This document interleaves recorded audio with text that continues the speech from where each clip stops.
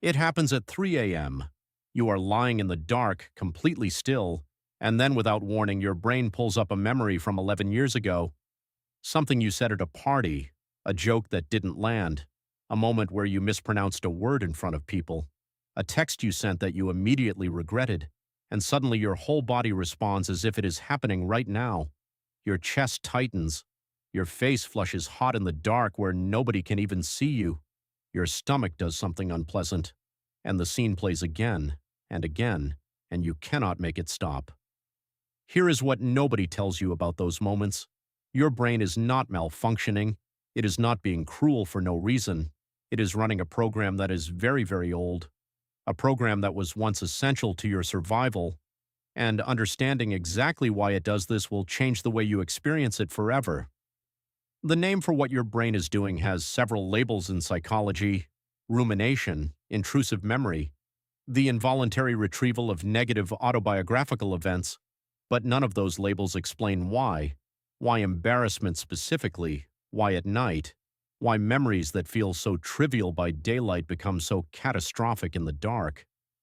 The answer starts about 50,000 years ago. You are not an individual, not in the way your modern brain tells you that you are. For almost the entire history of your species, you were a node in a network, a member of a band, a group of between 20 and 150 people who were your entire world.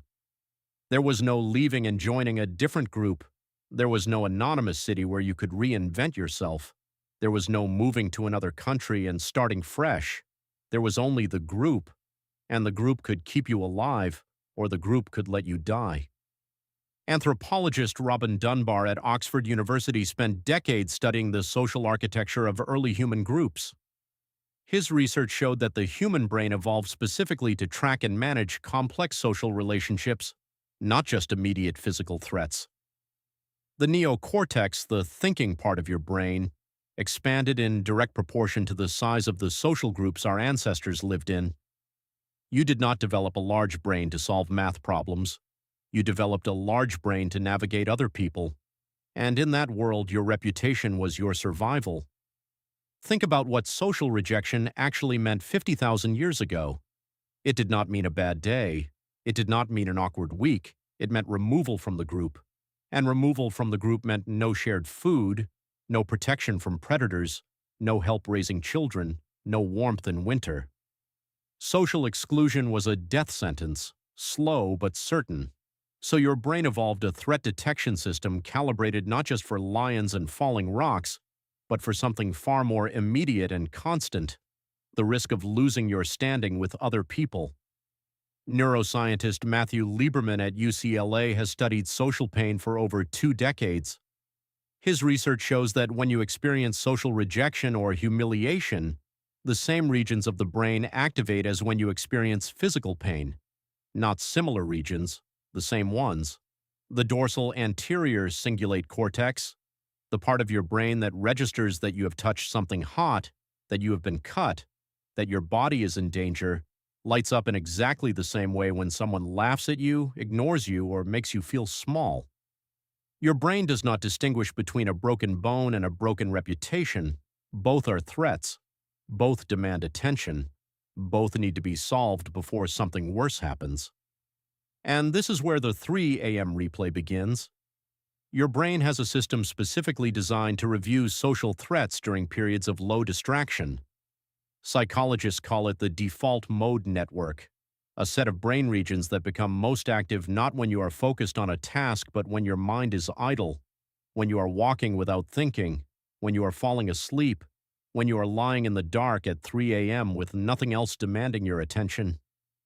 The default mode network was not designed for rest. It was designed for social processing, specifically for running simulations, replaying past interactions to identify what went wrong, modeling future interactions to anticipate what might go wrong, building and maintaining your internal map of how other people see you. When you embarrassed yourself 11 years ago, your brain flagged that moment as an unresolved social threat. It did not matter that nothing bad actually happened as a result. The flag was set, and every time your default mode network has a quiet window, it pulls that file back up and tries again. tries to find the lesson, tries to identify the error, tries to calculate how to prevent it from happening again. The problem is it never reaches a conclusion your nervous system finds satisfying because the threat is not real anymore.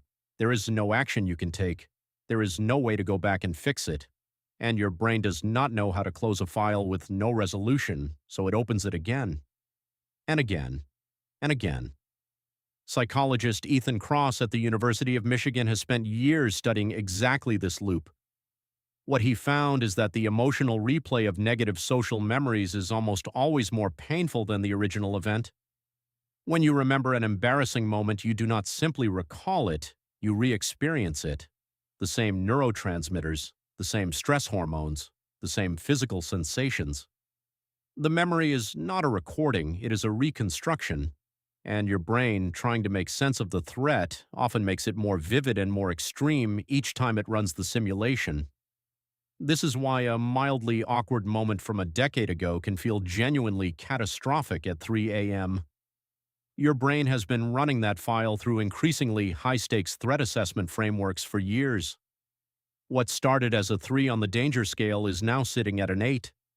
Not because it got worse, because your brain kept trying to understand why it mattered, and in doing so, convinced itself it mattered more. Now add darkness, add exhaustion, add the specific neurochemical state of the brain at 3 a.m. when cortisol, the stress hormone, begins its natural daily rise in preparation for waking. When the prefrontal cortex, the part of your brain responsible for rational perspective, is at its lowest level of activity. When the amygdala, the threat detection center, is comparatively loud. At 3 a.m., you are neurologically running the worst possible version of your brain for evaluating whether a social error from 11 years ago actually matters. The rational part is quiet, the threat detection part is screaming, and the default mode network has the entire stage to itself. This is not weakness, this is not anxiety disorder, though for some people it becomes that. This is the ancient social monitoring system doing its job in a world that no longer matches the one it was built for. Because in the world your brain evolved for, that social replay had a purpose. You went over the moment. You identified your error. You corrected your behavior. You went back to the group the next morning and showed them through your actions that you understood the social rule you had violated. The threat resolved. The file closed. Today, the person you mispronounced a word in front of has completely forgotten it. The group you embarrassed yourself in front of dispersed years ago. There is no social consequence pending. There is no action available. But your brain does not have a way to receive that information and believe it at a biological level, because for almost all of human history, the stakes were real, and your brain is still betting that they are. Ethan Kross found something important in his research on this loop. The people who escaped it most effectively were not the ones who tried hardest to stop the replay. Trying to suppress a memory makes it stronger.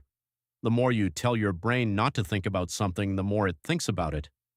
What worked instead was something he called distance self-reflection, the deliberate shift from experiencing the memory as yourself to observing it as if you were watching another person. Instead of reliving the moment from inside your own body, you zoom out. You watch yourself from a distance.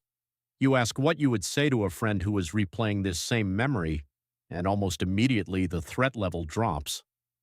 Because your prefrontal cortex, even at 3 a.m., is capable of perspective when you give it the right frame. This works because the social monitoring system in your brain is calibrated to your own social standing. But when you observe someone else, even if that someone else is you, the threat detection system partially disengages. You are no longer inside the fire. You are watching it. Your brain is a social survival machine. It spends enormous resources tracking how you are perceived, flagging moments where that perception might have shifted, running nighttime simulations to prepare you for a world where your standing in the group was the difference between life and death. The cruelty is that the world changed, the group dissolved, the stakes collapsed, but the program is still running. So the next time you are lying in the dark at 3 a.m. and your brain pulls up a moment from 11 years ago and makes you feel like the walls are closing in, know this. You are not broken. You are not weak. You are not alone in this room. You are running 50,000 years of social software on a Tuesday night in a world that has already moved on. And the moment you can see that, you are no longer inside the fire. You are just watching it from a safe distance.